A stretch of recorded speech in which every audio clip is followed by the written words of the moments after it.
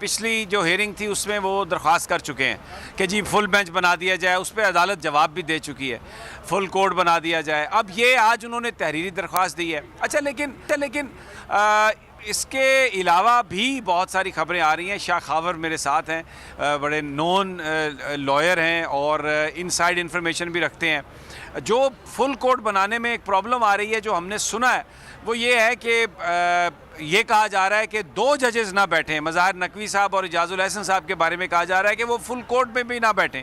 अब इसकी कोई जस्टिफिकेशन नहीं है, तो ये चीज़ जो है ये ज़ाहिर है काबिल कबूल नहीं हो सकती। लेकिन कुछ बात जो है इस तरह की हो रही है, तो शाह खावर से पूछते हैं इनके पास क्या इन्फॉर्मेशन है। शाह साहब, आप माशाल्लाह देख भी रहे हैं, आज अटॉर्नी जनरल ने वो दरख्वास्त भी दे दी है फुल कोर्ट बनाने की। कुछ हम स्पेकुलेशन भी हो रही हैं। ज़ाहिर है हम तौहीन अदालत के मुर्तकब नहीं हो सकते, कोई बात हतमी तौर पर तो नहीं कह सकते, लेकिन आपका तज्जिया क्या कहता है कि अभी क्या होगा 11:30 बजे? देखिए, हमने सुना ये है कि इस पर डेलिब्रेशन जो है वो होती रही हैं हाई लेवल के ऊपर सुप्रीम कोर्ट में, और उसमें जो फुल कोर्ट बेंच है उसके बनने के बारे में भी तजावीज़ आई और उसको कंसिडर भी किया जाता रहा। लेकिन एक कॉर्नर से ये भी एक मौक़िफ़ सामने आया कि उसमें 2 जो मुअज़्ज़ज़ जज साहिबान हैं उनको शामिल न किया जाए, बाकी 13 पे मुश्तमिल एक बेंच बना दिया जाए। तो मैं समझता हूँ कि ये ऐसी कोई भी कंडीशन जो है वो बेहतर नहीं होगी। उसकी वजह ये है कि अगर चीफ जस्टिस, जिनका ये प्रीरोगेटिव है बेंच को कॉन्स्टिट्यूट करना, क्या इधर वो 3 मेंबर्स बेंच हो या फुल कोर्ट हो, तो उन पे कोई ऐसी कंडीशन जो है वो इम्पोज नहीं की जा सकती। तो बेहतर तो ये होता कि अगर ये तजवीज़ थी और ये ज़ेरे गौर भी थी कि फुल कोर्ट बना दिया जाए, तो मेरा ख्याल है फिर चीफ जस्टिस साहब को किसी भी ऐसी तजवीज़ को नज़रअंदाज कर देना चाहिए। या तो वो 3 मेंबर्स ही रहे, या फिर वो 15 जजेस जो सिटिंग उस पर मुश्तमिल हो। उसके बाद अगर उसमें से कोई अपने आप को समाज से अलग कर दे, वो अलग बात है। अच्छा, एक और बात ये बताइए, आज आपने देखा गैर मामूली सिक्योरिटी है, वकीलों को नहीं आने दिया जा रहा। बहुत बड़ी तादाद है जो मुझे लोग बता रहे हैं, हज़ारों की तादाद में वकला इस्लामाबाद में आ गए हैं और सैकड़ों की तादाद में शारा दस्तूर पर भी आ गए हैं। तो ये इस तरह सख्ती से रोकना, लोगों को पैदल चलने पर मजबूर करना, क्या ये इंतज़ामिया खुद ख़राब करना चाहती है सिचुएशन? देखिए, बात ये है कि इस केस को एज अ केस लेना चाहिए।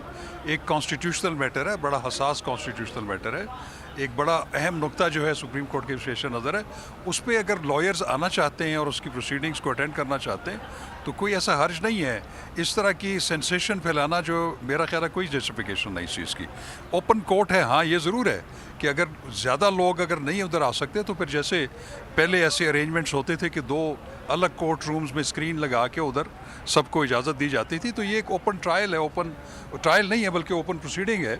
इसमें हर एक का हक है, लॉयर्स का स्पेशली और जर्नलिस्ट का, कि वो इसकी प्रोसीडिंग्स को देखें और उसके बारे में बाद में फिर रिपोर्ट करें। अच्छा बास, हमने देखा कि रियाज फतेहाना साहब को रोक लिया, हमाद अजहर साहब को रोक लिया, नॉन बड़े वो लोग। अब जो रियाज फतेहाना है वो तो लॉ और जस्टिस जो कमेटी है असम्बली की, उसके वो चेयरमैन थे।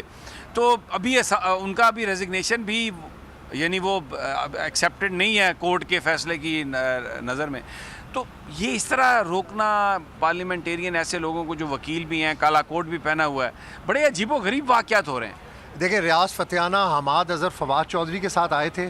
फवाद चौधरी रोस्ट्रम पे गए हैं, चीफ जस्टिस को उन्होंने कहा है कि वकीलों को अंदर आने की इजाज़त नहीं मिल रही, तो उन्होंने कहा कि एग्जेक्टिव मामला है, आप इसके ऊपर एप्लीकेशन दें, फिर हम इस मैटर को देखते हैं। लेकिन आप देखेंगे इस गेट के ऊपर रियाज फतेहाना को रोका, हमाद अजहर को रोका। हमाद अजहर ने 2 चक्कर लगाए, फिर वो मेन गेट से दोबारा से यहाँ पर अंदर आए। यहाँ पर समी साहब जितने वकील हैं ये कोई तहरीके इंसाफ के वकील नहीं है। मेरे बहुत सारी वकीलों से अभी बात हुई है, मैंने उनसे पूछा कि आपकी कौन सी पार्टी एफिलिएशन है, तो उन्होंने कहा कि हमारा किसी पार्टी से ताल्लुक़ नहीं है, हम सिर्फ आइन की हिफाजत के लिए यहाँ पर सुप्रीम कोर्ट में मौजूद है। और ये वकला किसी पार्टी की एफिलिएशन के बग़ैर यहाँ पर बहुत बड़ी तादाद के अंदर बाहर मौजूद है। ना सिर्फ सुप्रीम कोर्ट के हाथे में, बल्कि बाहर कॉन्स्टिट्यूशन एवेन्यू पे जो मैरियट से रोड आ रही है, जहाँ जहाँ ब्लॉकेज लगाए हुए हैं, वहाँ से वकील अपनी गाड़ियाँ पार्क करके सुप्रीम कोर्ट पहुंच रहे हैं। आप देखें कि सुप्रीम कोर्ट में कभी भी इस किस्म का माहौल हमने नहीं देखा। ये सरासर ये जिस तरीके से वकीलों को रोका जा रहा है, ये हुकूमत के अंदर हमें खौफ नज़र आ रहा है।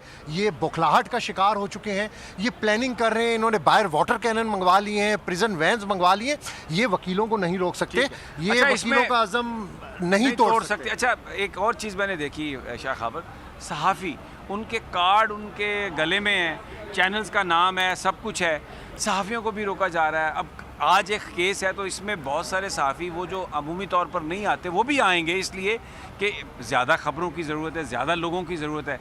ये रवैया जो है मुझे इसकी मतलब जी सभी बिल्कुल, मैं तो जैसे पहले भी कहा कि इस चीज़ की कोई ज़रूरत नहीं है। ठीक है, आप लॉ एंड ऑर्डर सिचुएशन, ज़्यादा लोग आएंगे, उसको किसी हद तक आप एक स्ट्रक्चर कर सकते हैं, लेकिन जैसे कि अभी आप भी फरमा रहे हैं कि जैसे जर्नलिस्ट आ रहे हैं, उनकी कार्ड्स भी हैं, उनका रोका जाना, उनको कम से कम जो सुप्रीम कोर्ट की प्रीमिसेस है उसमें तो आने दें कम से कम। वो अलग बात है कि रश की वजह से अंदर सबको शायद ना जाने दिया जाए, उस पर उसके बारे में रजिस्ट्रार एक पॉलिसी बना सकते हैं। लेकिन ये रोकना, और ख़ास तौर पे जर्नलिस्ट को और लॉयर्स को, क्योंकि लॉयर्स जो हैं इस तरह के कॉन्स्टिट्यूशनल मैटर्स में बड़े सेंसिटिव होते हैं और वो समाज सुनना चाहते हैं, और मैंने देखा है कि बहुत दूसरे शहरों से भी लॉयर्स आए हुए हैं, तो ये उनका राइट है। आप उसका एक अरेंजमेंट कर दें। कोर्ट रूम नंबर 1 में अगर इतनी जगह नहीं है, पहले होता रहा है, जैसे आपको पता है कि वो बेंच नंबर 7 में एक स्क्रीन लगा देते थे, वो बराह रास्त जो प्रोसीडिंग चल रही है इस तरह का अरेंजमेंट आप कह रहे हैं। अच्छा, ये मेतला साहब भी आ गए हैं अंदर, आप कैसे आ गए? देखिए जी, सरीना होटल के पास चेक पोस्ट है, वहाँ से सब लोगों को रोक रहे हैं। 100 से ज़्यादा लाई और हम लोग 3 किलोमीटर पैदल चले, अभी पहुँचे। और मैंने पूछा किस पार्टी से ताल्लुक़ है, आप यकीन करें मैं हल्फिया कहता हूँ, किसी ने नहीं कहा पीटीआई के साथ या किसी फरीक के साथ। वो कहते हैं ना, हम अदलिया के साथ हैं, सुप्रीम कोर्ट के साथ हैं और बेंच के साथ हैं और चीफ जस्टिस के साथ हैं। हम लोग नारे लगाते हुए फिर वहाँ से जब यहाँ, बहरहाल ये सूरत हाल है जी। अब मैं तो बेंच के अंदर जा रहा हूँ क्योंकि 11:30 बजे समाअत होनी है। यहाँ पर हमारी टीमें मौजूद हैं और आपको ताज़ा तरीन से आगाह करते रहेंगे। Karachi, back to you. ठीक है, सुप्रीम कोर्ट के अहाते में समीर इब्राहिम साहब मौजूद थे और उनका यही बताना है कि वकला की बड़ी तादाद मौजूद है और उनको आने से रोका जा रहा है। सिक्योरिटी के यहाँ पर सख्त तरीन इंतजाम किए गए हैं और इंतखाबात इल्तिवा का केस है, आज अहम समाअत होने जा रही है। 11:30 बजे का वक्त दिया गया है। वकला की बड़ी तादाद अहाता अदालत तक आने की कोशिश भी कर रही है, ताहम जो अदालत के बाहर सिक्योरिटी के सख्त इंतजाम किए गए हैं, वकला को वहीं तक महदूद कर दिया गया है। और ये बताया जा रहा है कि इस्लामाबाद में मुख्तलिफ रुकावटें खड़ी करके वकला को रोकने की कोशिश की जा रही है, लेकिन मुल्क भर से वकला आइन और अदलिया से इज़हार यकजहती के लिए यहाँ पर पहुँच रहे हैं। दूसरी जानिब हम ये देख रहे हैं कि हुकूमत की जानिब से कोशिश की जा रही है कि किसी तरह से इस समाअत को रोका जा सके, इसको डिले किया जा सके और डिले टैक्टिक्स इस्तेमाल करने की भी कोशिश की जा रही है। इसी तमाम तर सूरत हाल में अटॉर्नी जनरल की जानिब से भी एक मुतफरिक दरख्वास्त अब से कुछ देर कबल दायर की गई है। 11:30 बजे इस केस की समाअत होनी है और एक अहम केस है, बड़ा केस है जिसकी समाअत होने जा रही है और सबकी नज़रें इस केस पर है। हमारे नुमाइंदे आली जा भी वहाँ